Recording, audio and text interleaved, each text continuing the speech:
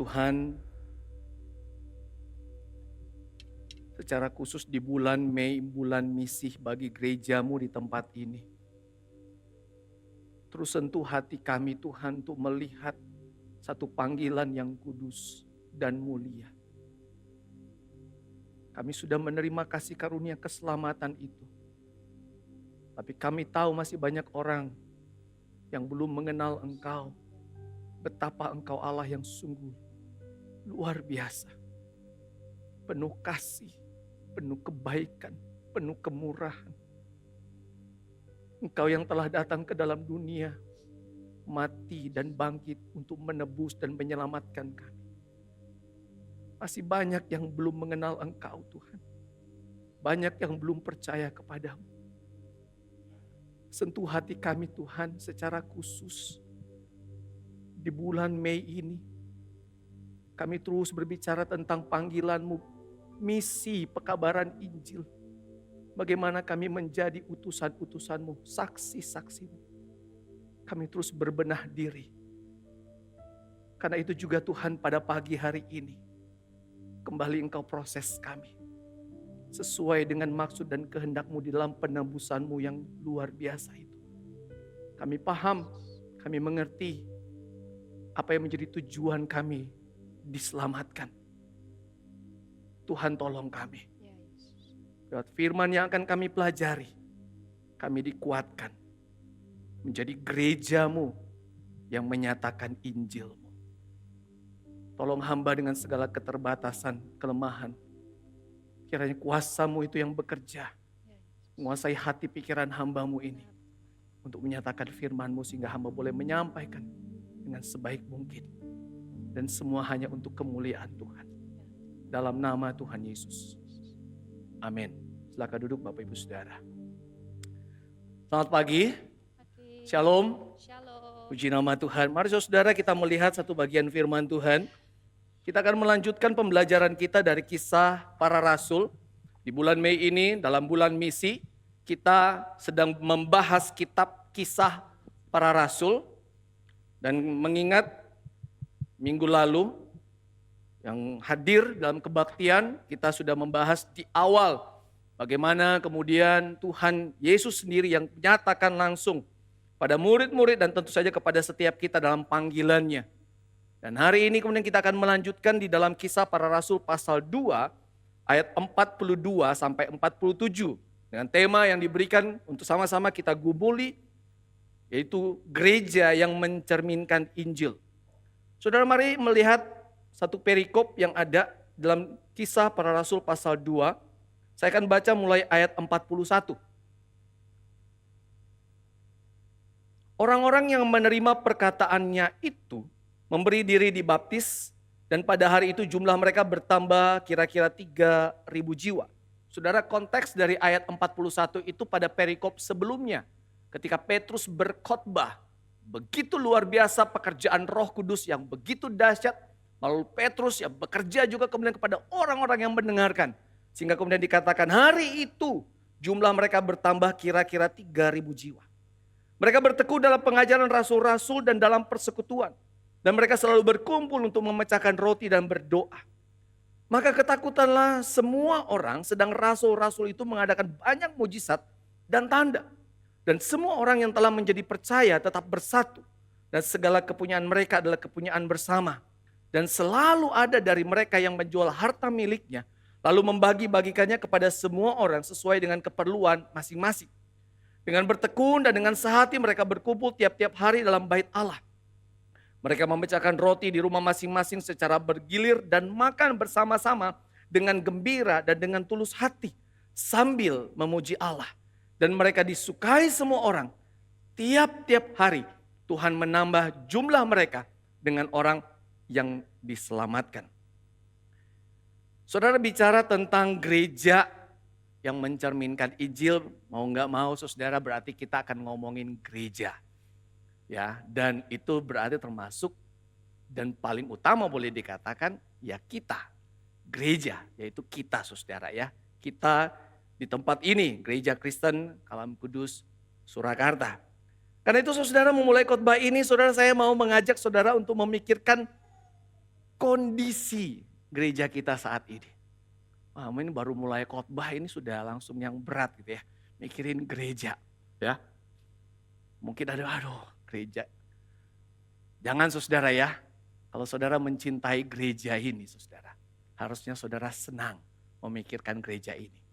Ya, tapi bukan kemudian untuk mencari-cari kesalahannya, saudara, jangan. Tapi memikirkan apa yang bisa saya lakukan untuk membawa gereja ini menjadi lebih baik. Itu selalu tidak langsung, oh harus si ini, jadi nunjuk dulu gitu ya. Harusnya si A, si B, si C gitu ya. Si B gitu ya, B lagi gitu ya. Jangan saudara, setidaknya mulai dari diri kita, apa yang bisa saya lakukan untuk gereja. Saudara, memang mungkin memikirkan gereja gak gampang pasti. Dengan kondisi yang ada, karena kita beragam, latar belakang yang berbeda, dinamika yang terjadi, polemik yang terjadi. Tapi saudara, itulah cara Tuhan. Saya percaya cara Tuhan memproses ya gereja kita. Saudara, seorang majelis kemudian yang berkata, dan saya senang dengan perkataannya saudara ya. Ketika dia berkata, dia melihat gereja dan dia mendapati masih ada banyak hal yang belum dikerjakan. Dan itu menjadi sesuatu yang di satu sisi menyukakan, sesuatu yang menyenangkan. Kenapa? Oh iya, mungkin kenapa kita mungkin belum sampai bertumbuh lebih lagi.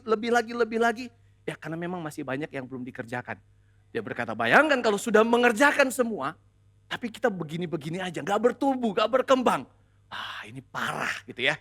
Tapi dia bersyukur di satu sisi, karena berarti, oh iya, masih banyak yang belum dikerjakan. Nah inilah bagian kita yang akan kembali kita pelajari seperti apa ya gereja yang mencerminkan Injil saudara. Sekali lagi saudara bicara tentang gereja yang mencerminkan Injil, pertanyaannya lagi adalah apakah gereja kita sudah mencerminkan Injil? Dengan kata lain saudara, apa itu mencerminkan Injil? Itu berbicara tentang bagaimana keberadaan kita itu sudah menyatakan Kristus. Keberadaan kita itu sudah membuat orang merasakan akan kasih Kristus. Ada enggak saudara? Saya waktu mikir dulu sebentar saudara ya. Apakah gereja kita sudah mencerminkan Injil?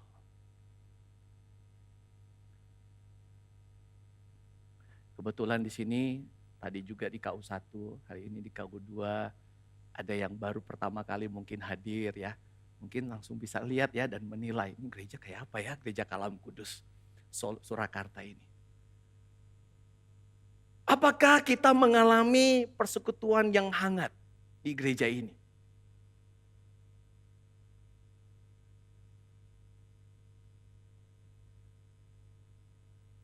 Apakah kita memiliki tingkat kepedulian yang tinggi antara yang satu dengan yang lain?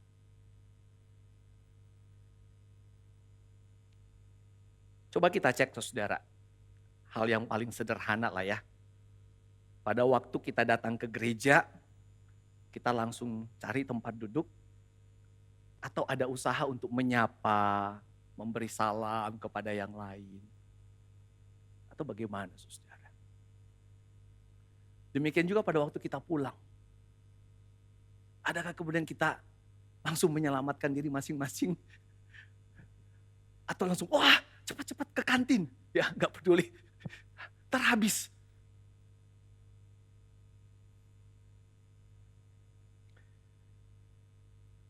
Terus saudara, teks yang baru kita baca. Mungkin kita akan selalu, mungkin ini bukan teks yang baru buat kita. Bukan teks yang asing buat kita. Dan kita mendapati satu komunitas yang kita kenal jemaat mula-mula, gereja mula-mula. Dengan kualitas yang mungkin kita akan berkata, wow luar biasa. Satu komunitas yang bahkan mungkin kita katakan begitu idealnya. Dan sampai mungkin suatu waktu pernah muncul di antara kita bertanya, berpikir, mungkinkah di zaman ini ada gereja yang seperti ini? Ada komunitas jemaat yang seperti ini? Adakah? Atau mungkin kemudian kita melangkah pada bagian yang kedua dan kita berkata, mungkinkah gereja di tempat di mana saya beribadah akan berada dalam satu kondisi seperti ini? Saudara, dan seringkali mungkin pada waktu kita bagian yang kedua kita memikirkan mungkinkah kita akan menuju pada gereja yang seperti ini. Mungkin terbersit sedikit dalam hati berkata, gak bakalan lah. Yang ada mungkin pesimis dan sebagainya. Saudara, bukankah Tuhan yang disembah oleh jemaat mula-mula adalah Tuhan yang sama yang kita sembah. Tuhan yang disembah oleh jemaat mula-mula adalah Tuhan yang sama yang sudah menebus mereka dan juga yang sudah menebus kita. Bukankah Tuhan yang sama dengan kuasanya yang bekerja pada waktu itu, roh yang sama yang bekerja, bukankah roh yang sama juga sedang bekerja di tengah-tengah kita? Lalu pertanyaannya, apa yang terjadi kalau mungkin kita akan berkata, wow, begitu jauhnya gap perbedaan antara jemaat mula-mula dengan kita. Bapak Ibu Saudara yang kasih Tuhan, tapi saya percaya bahwa seharusnya setiap kita yang sudah kemudian mengalami Tuhan, yang mengasihi gereja ini, kita selalu kemudian punya sebuah kerinduan untuk kemudian mendapati gereja kita menjadi sebuah gereja yang sungguh-sungguh mencerminkan Injil. Mencerminkan Yesus Kristus, menyatakan kasih Kristus. Kita semua mendambakan ada sebuah persekutuan yang erat yang ada di tengah-tengah kehidupan kita. Dalam komunitas kita, kehidupan bergereja ini. Nah saudara, pada pagi hari ini kita akan coba melihat dari perikop yang ada.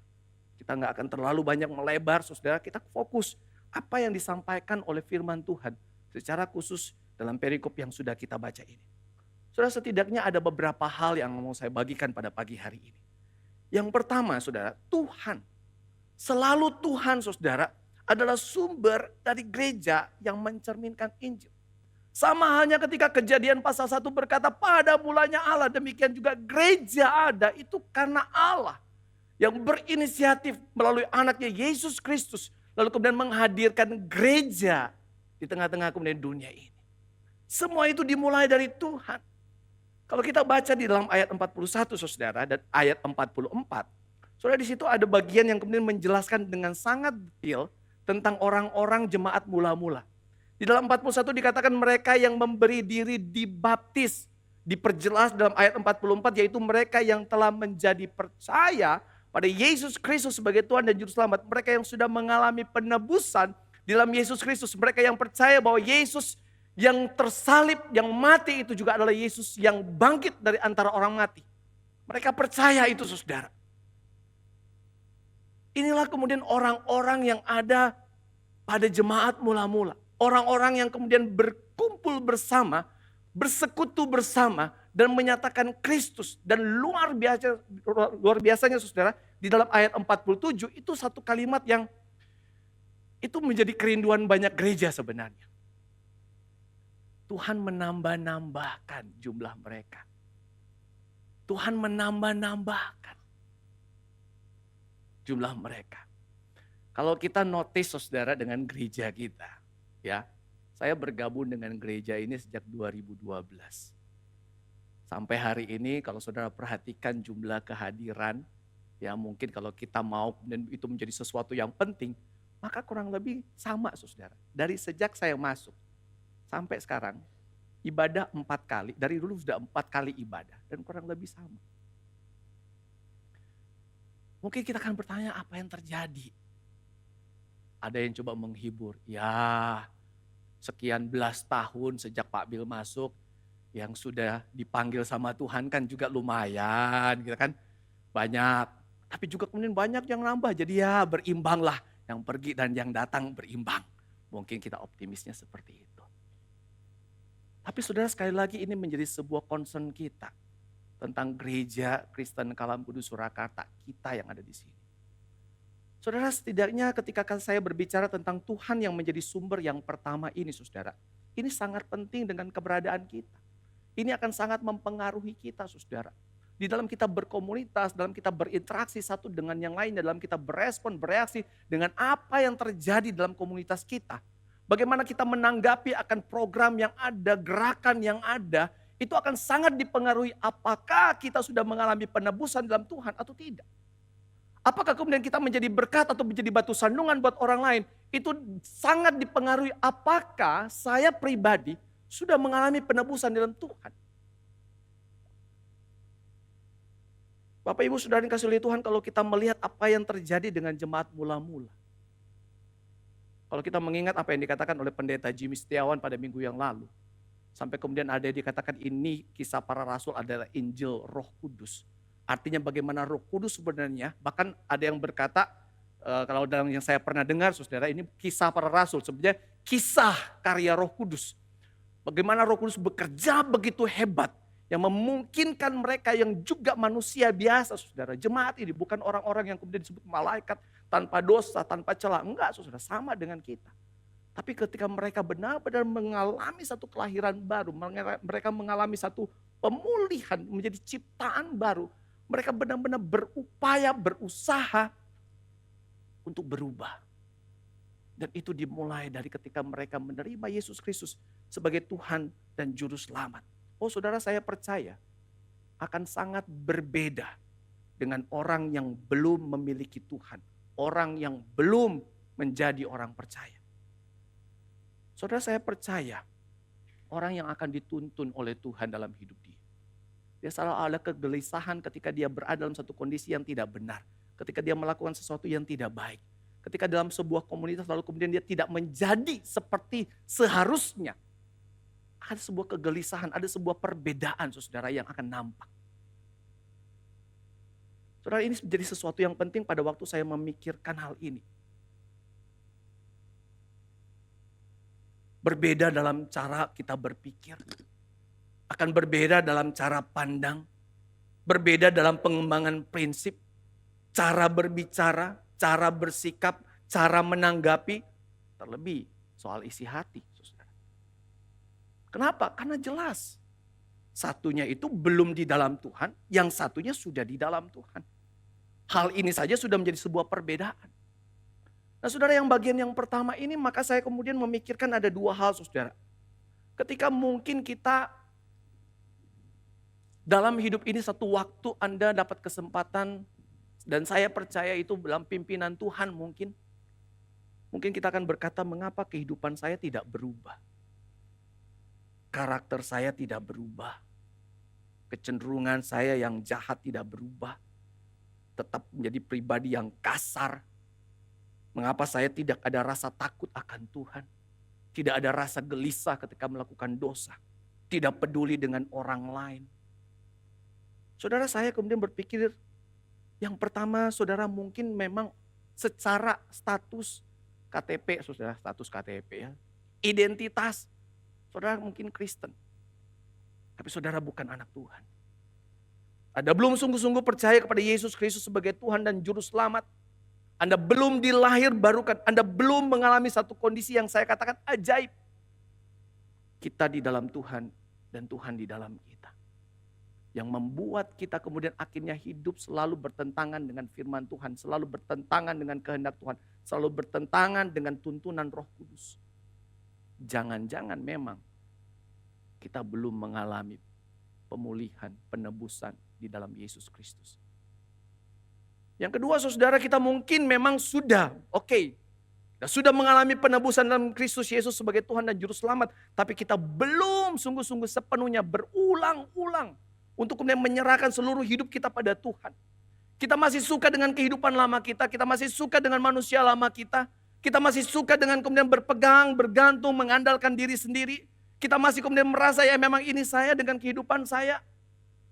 Dan kita kemudian di situ jatuh bangun, terlalu sering kemudian kita jatuh bangun dan lebih banyak jatuhnya mungkin.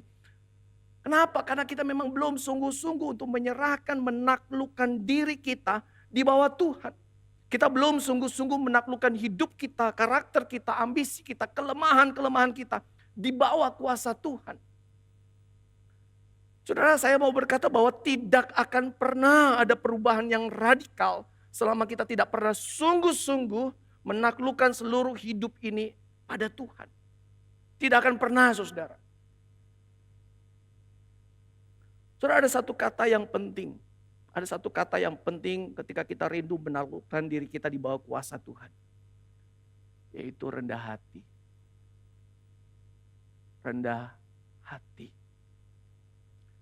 Saudara, salah satu karakter yang akan terlihat begitu jelas. Sekalipun memang mungkin kita memang masih jatuh bangun. Tapi ada satu karakter yang akan selalu kita upayakan, yang selalu akan kita usahakan. Ketika kita sudah di dalam Tuhan, yaitu kerendahan hati.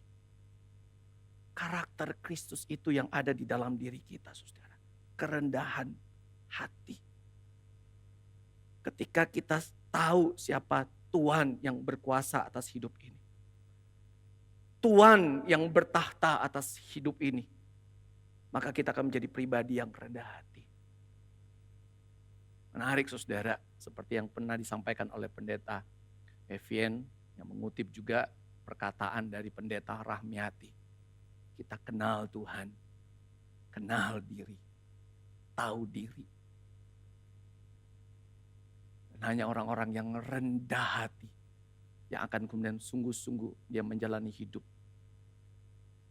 dengan rendah hati, karena dia tahu diri. Dan itu dimulai dari mana? Dari Tuhan. Dia menaklukkan seluruh hidup dia di bawah kuasa Tuhan. Membiarkan Roh Kudus yang bergerak sepenuhnya leluasa dalam kehidupan dia. Saudara, seperti yang disampaikan sekali lagi, saudara, saya akan mengutip beberapa hal yang disampaikan minggu yang lalu. Dikatakan ketika Paulus itu berkata, aku menjadi tawanan Roh Kudus. Berarti hati dia, pikiran dia, itu benar-benar kemudian takluk di bawah kuasa Roh Kudus. Dan saudara, ini pekerjaan yang harusnya terjadi tiap-tiap hari. Kalau kita ingin menjadi gereja yang mencerminkan Injil, dimulai dari hidup kita berada dalam kuasa Tuhan. Selama kita mau menguasai diri kita sendiri, bergerak sesuka hati kita seperti yang kita mau, kita tidak akan pernah dengan leluasa bisa dipakai oleh Roh Kudus untuk kemudian kita menjadi alat yang mencerminkan Injil. Yang kedua, saudara, firman Tuhan adalah dasar dari gereja yang mencerminkan Injil. Saudara, di dalam ayat 42 dan ayat 46 jelas di situ dikatakan mereka, orang-orang yang baru percaya itu, orang-orang yang baru dibaptis itu, mereka bertekun dalam pengajaran rasul-rasul dan dalam persekutuan. Ayat 46 dikatakan dengan bertekun, dengan sehati, mereka berkumpul tiap-tiap hari dalam bait Allah. Ngapain? Doa dan pastinya belajar firman Tuhan. Saudara, kehidupan yang selalu mau belajar firman Tuhan itulah kehidupan seharusnya orang yang sudah mengalami penebusan dalam Kristus Yesus. Saudara, saya pakai kata selalu mau. Selalu mau. Karena itulah memang yang menjadi tuntunan Roh Kudus. Saudara, pekerjaan Roh Kudus itu jelas sekali. Membawa kita untuk kemudian semakin mengenal Kristus. Belajar Injil, belajar firman Tuhan. Ada satu dorongan yang kuat selalu, ayo belajar firman Tuhan. Ayo baca firman Tuhan. Sehingga saya pakai kata di situ selalu mau belajar firman Tuhan. Jangan berpikir, oh hanya hamba Tuhan saja, hanya yang sekolah teologi saja kemudian yang perlu belajar firman Tuhan. No. Kenyataannya firman Tuhan untuk semua manusia, bukan? Dengan kata lain kemudian berarti semua kita dipanggil untuk mau belajar firman Tuhan. Saudara, ini adalah hal yang penting. Bahwa adalah perlu dan baik kalau kehidupan kita selalu diisi dengan firman Tuhan. Hati kita ini kotor. Pikiran kita ini banyak kebusukan. Banyak jahatnya, saudara. Dikatakan betapa liciknya hati. Lalu bagaimana cara kita kemudian untuk membuang semuanya itu. Membuang pikiran yang kotor, yang jahat, hati yang licik. Bagaimana caranya? Saudara, kalau saudara berkata, oh dengan berdoa. Minta pada Tuhan. Maka jawabannya yes, benar. Setelah kita minta untuk Tuhan membuang itu, menolong kita untuk kemudian menyingkirkan itu. Terus nextnya apa? Maka berarti harusnya hati kita, pikiran kita diisi dengan firman Tuhan, bukan? Jangan dibiarin kosong. Jangan dibiarkan begitu saja. Harusnya diganti dengan yang benar dan yang baik.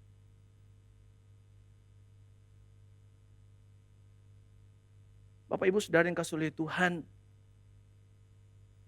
kita tidak akan pernah tahu apa arti saling mengasihi kalau kita tidak mengisi hati dan pikiran kita dengan kasih Kristus. Kita tidak akan pernah mengerti apa artinya mengampuni kalau firman Tuhan tidak kita pelajari. Kita tidak akan pernah tahu apa artinya bersekutu, saling menguatkan, saling mengampuni, saling mendoakan kalau kita tidak merenungkan firman Tuhan.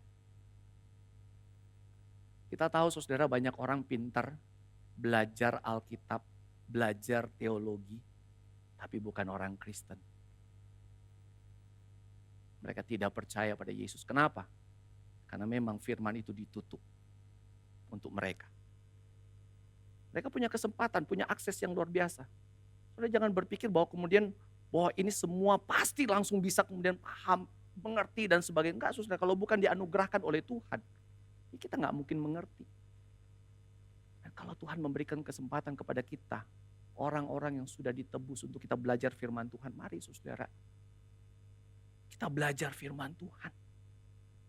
Saya percaya saudara, orang yang memiliki firman Tuhan dalam hidupnya akan sangat berbeda dengan orang yang tidak punya firman Tuhan. Saudara, saya jadi teringat satu ilustrasi yang pernah saya dengar beberapa waktu yang lalu. Ilustrasi yang menarik. Dikatakan bahwa dan sesuai firman Tuhan, bahwa firman itu kan pedang bermata dua. Ya, pedang yang begitu tajam. Dengan kata lain saudara, firman itu senjata untuk kita melawan berbagai godaan, cobaan dan sebagainya.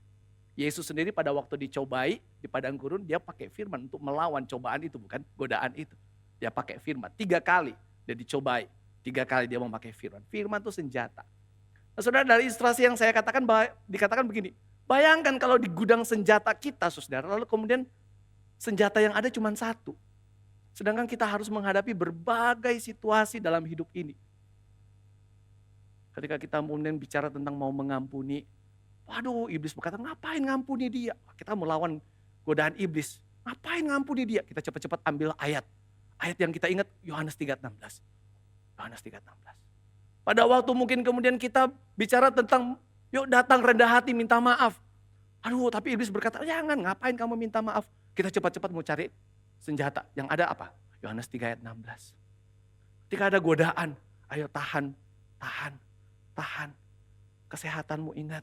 Jangan makan yang itu. Aduh Tuhan, gimana nih ya? Masalah makanan, masalah mau diet. Terus kita cari ayatnya. Ini iblis kurang ajar. Cari ayat. Yohanes 3:16. Nah saudara, semua kita pakai Yohanes 3:16. Dari mana kita dapat kekuatan untuk melawan godaan iblis, cobaan yang ada saudara? Yang ada adalah kita babak belur dihajar iblis. Kita akan sangat menderita dalam kehidupan ini. Kita tidak punya senjata yang bisa kemudian kita pakai untuk melawan godaan kuasa kegelapan itu. Berbagai cobaan yang ada. Kita nggak punya.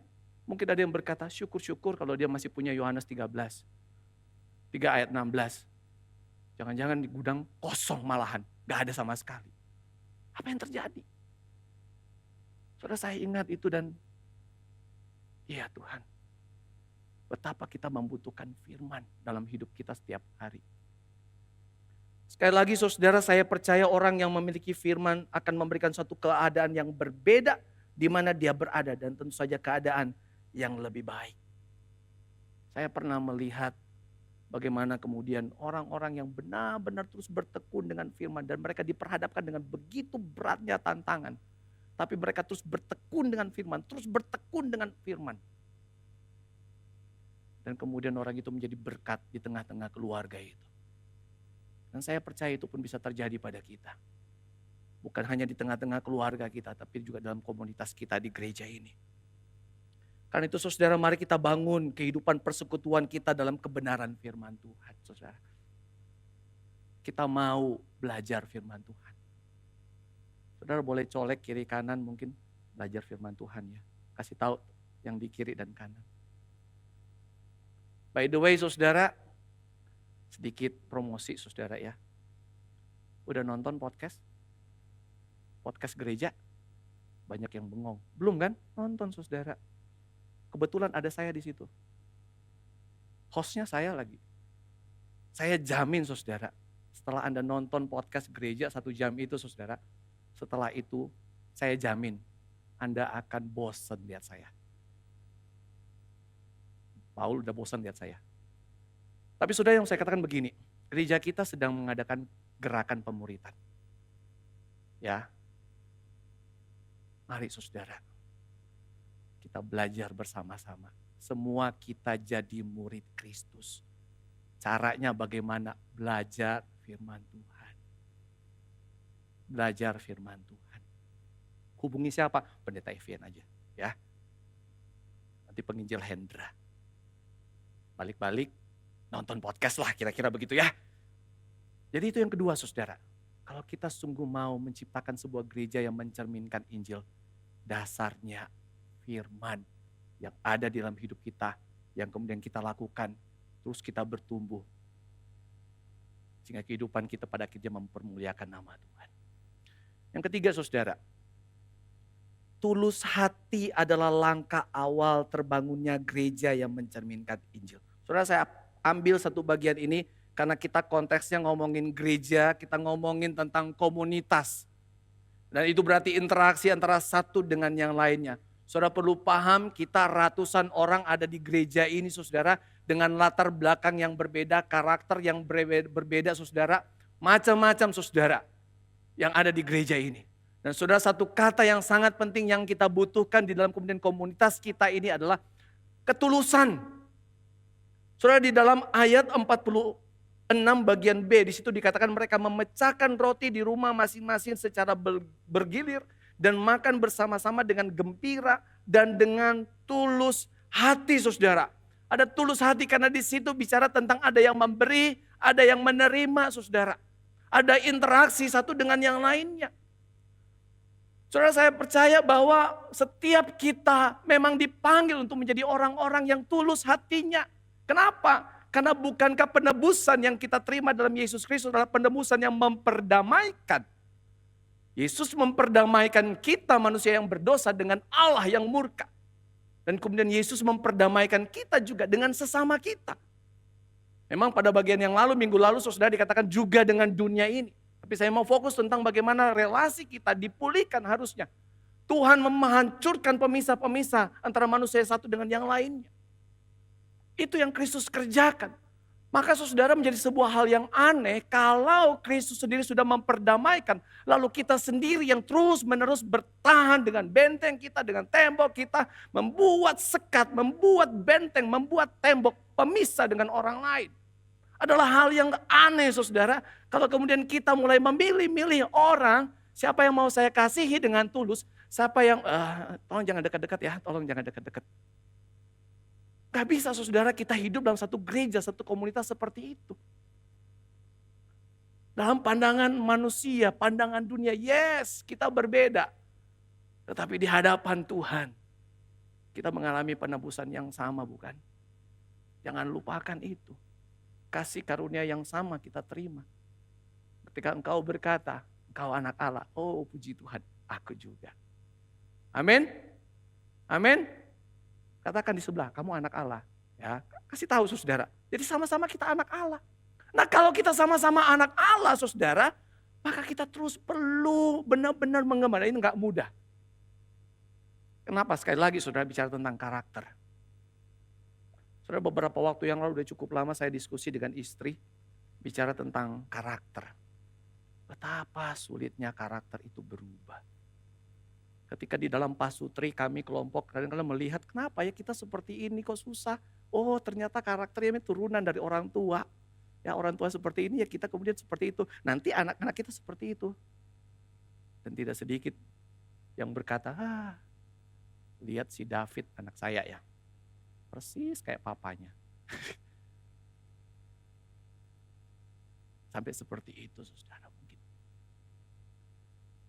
Pelupanya David, ya kayak Pak Bil. Seperti itu. Saudara. Cueknya si David, ya kayak Pak Bil. Malu-maluin si David, ya kayak Pak Bil. Gitu ya saudara ya. Karakter, wah turun saudara. Dengan kata lain saudara saya mau berkata begini, itu gak gampang memang. Tidak mudah. Tapi disinilah memang menjadi prosesnya Tuhan meminta kita dan akan menolong kita. Karena itu saudara kenapa di awal saya berkata tadi kita butuh Tuhan, butuh firman. Sehingga pada waktu kita melangkah untuk bisa menerima orang lain kita punya kekuatan. Untuk kita bisa menerima orang lain saudara. Dan kita perlu belajar dari Tuhan Yesus. Mari saudara kita mengoreksi kehidupan kita saat ini dalam berkomunitas bergereja. Adakah kita sungguh-sungguh tulus menerima orang-orang yang ada di sekitar kita? Adakah kita sungguh-sungguh tulus menerima mereka dengan segala keberadaan mereka?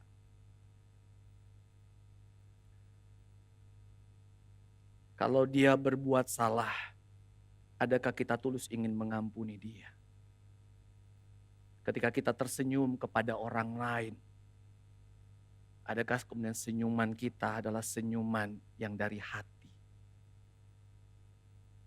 Saudara, jangan sampai kita menjadi orang yang munafik. Yesus membenci orang yang munafik. Saudara, Yesus memberikan teladan kepada kita, bukan? Kita sudah mendengar khususnya pada Kamis Putih. Bicara tentang membasuh kaki. Bilang basuh kaki, saya langsung ingat. Keo banget ya, saudara saya waktu itu dibasuh sama Muse Evien. Itu sangat menyentuh, belajar. Lalu kemudian saya membasuh kaki yang lain. Saudara, itu momen yang bagi saya sungguh menjadi pelajaran terus menerus. Bagaimana menjadi pribadi yang siap menerima semua. Belajar menerima semua. Saudara, karena memang itu yang dicontohkan oleh Tuhan Yesus. Dan lebih lagi, saudara, kalau saudara benar-benar merenungkan. Waktu Yesus membasuh kaki murid-murid, bukankah di situ ada Yudas Iskariot? Orang yang mengkhianati dia dengan ciuman pengkhianatan. Yang membasuh, adakah di antara kita yang akan berkata, Yesus enggak tulus? Berani? Adakah di antara kita yang akan berkata menggunakan satu kata yang lagi sudah ngetren beberapa tahun belakangan, Yesus pencitraan? Berani kita ngomong? Enggak kan? Kalau kita kemudian ngomong iya Yesus pencitraan, maka hal yang sama terjadi pada waktu Yesus terpaku di kayu salib dan dia berkata, Bapa ampuni mereka karena mereka tidak tahu apa yang telah mereka perbuat. Dalam kondisi kesakitan, terpaku dengan penuh darah badannya. Apakah Yesus pencitraan juga? Oh saudara, betapa tulusnya Allah kita menerima kita apa adanya. Apa adanya, semuanya dengan segala kondisi kita. Dia membenci dosa betul, tapi dia mengasihimu sampai dia mati di kayu salib untukmu. Itu penerimaan saudara yang tulus. Dan kita orang-orang yang sudah ditebus, kita meneladani Kristus. Bapak Ibu saudara yang kasih oleh Tuhan, saya tidak akan berpanjang lebar dalam bagian ini. Saya yakin kita mengerti apa artinya tulus. Yang perlu kita lakukan saat ini adalah merenungkan tentang diri kita. Sudahkah saya memiliki hati yang tulus kepada semua orang? Oh saudara, saya tahu terkadang kita bertemu dengan orang yang dalam pandangan kita masing-masing, belum tentu pandangan kita sama dengan orang lain ya. Dalam pandangan kita masing-masing ada yang sangat menjengkelkan. Ada yang sangat ribut, sangat cerewet, sangat mengganggu. Ada yang sangat merepotkan dan sebagainya. Kita ketemu pasti ada model orang macam-macam kan. Dan penilaian kita kan tergantung memang apa kemudian yang terjadi dalam hati pikiran kita. Tapi saudara, disinilah kemudian Tuhan meminta kita. Bagaimana kita kemudian harus menerima mereka dengan tulus. Dan saudara, itu sangat berhubungan dengan perintah yang utama yang sudah Tuhan berikan kepada kita, yang tadi sudah kita bacakan saudara. Ketika kita mengingat untuk mengasihi Tuhan dengan seluruh hidup ini, maka pada saat yang sama kita pun diperintahkan untuk mengasihi sesama. Maka saudara, kalau saya balik, ketika kita tidak sedang mengasihi sesama dengan tulus, maka pada saat yang sama kita sedang tidak mengasihi Tuhan. Jangan berkata kita mengasihi Tuhan, tapi kita tidak mengasihi sesama kita. Itu omong kosong saudara. Kalau kita sungguh mengasihi Tuhan dan kita berkata aku mengasihi Tuhan, itu harusnya terlihat bagaimana kita mau mengasihi orang lain dengan tulus. Saudara, saya sudah akan menutup khotbah saya pada pagi hari ini. Saya sudah ada di akhir khotbah saya. Saya minta teman-teman pelayan mimbar silakan boleh naik. Saudara, bicara tentang gereja. yang mencerminkan Injil. Pada akhirnya saudara, ini yang menjadi perenungan terakhir kita saudara. Sebuah gereja yang mencerminkan Injil dimulai dari bait Allah yang kecil. Gereja yang kecil. Hati kita. Selalu dimulai dari situ saudara.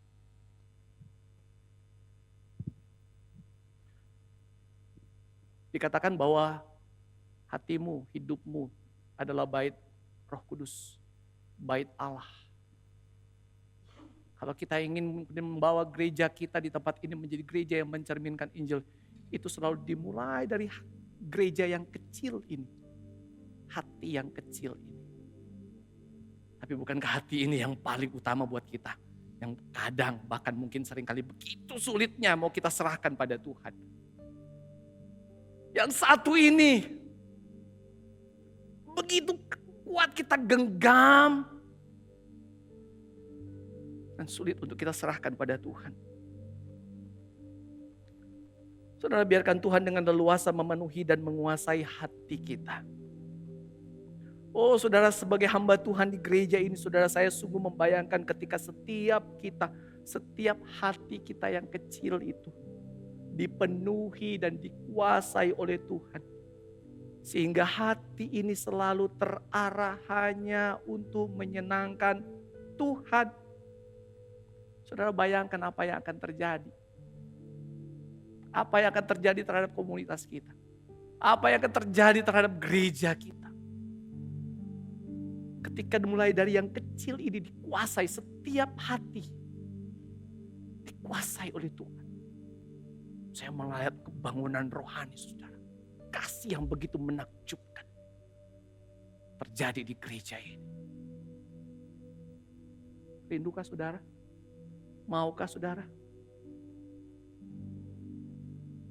Ketika itu terjadi, jangan heran kalau kita mampu mencerminkan Injil dalam kehidupan kita. Jangan heran kalau gereja kita kemudian bisa mencerminkan Injil di tengah-tengah dunia ini. Mari saudara, kita berdoa secara pribadi. Apa kerinduanmu di hadapan Tuhan yang ingin kau sampaikan berhubungan dengan hidupmu yang sudah ditebus, dikaitkan dengan gereja di tempat ini? Apa yang ingin kau sampaikan? Berdoalah.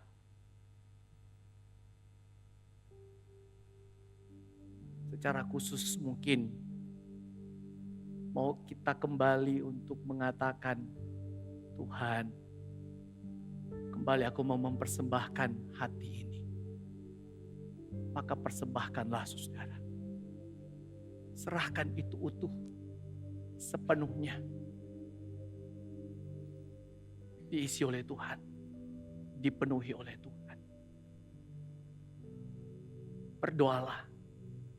Minta Tuhan. Tuhan begitu baik. Dia akan selalu baik untuk kita.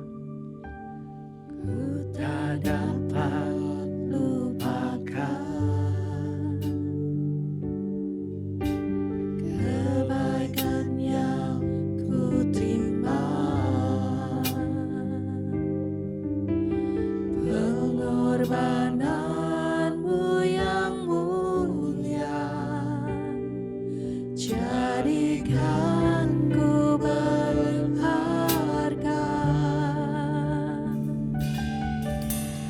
Kau tulus menerima aku apa adanya. Kekuatan kasih-Mu nyata memulihkan hidupku. Kau bukan Tuhan yang melihat rupa, Kau bukan Tuhan yang memandang harta. Hati hamba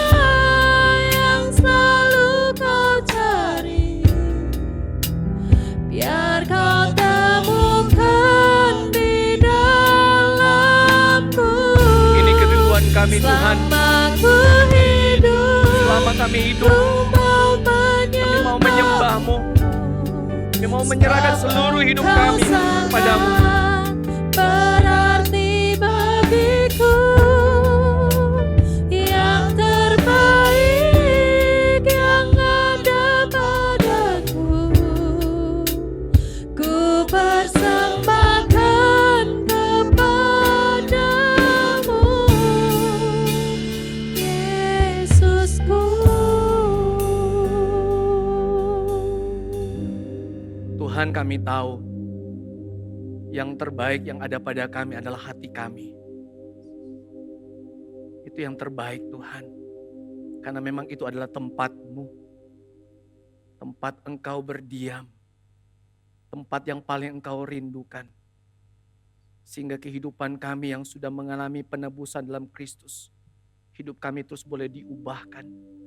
Mulai dari pusat hidup kami, hati kami. Dan itu kemudian mempengaruhi seluruh kehidupan kami.